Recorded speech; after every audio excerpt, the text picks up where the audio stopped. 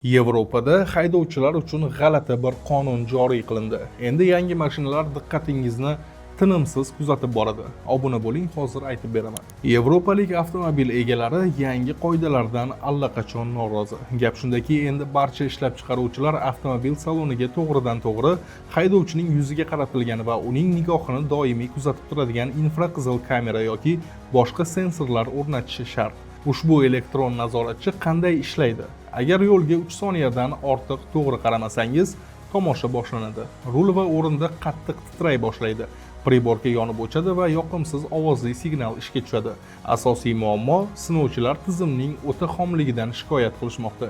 Mashinani parkovka qilayotganda yon oynaga odatdagidan sal uzoqroq qarasangiz yoki musiqani almashtirish uchun bir lahzaga chalg'isangiz ham tizim signalini yoqib yuborishi mumkin.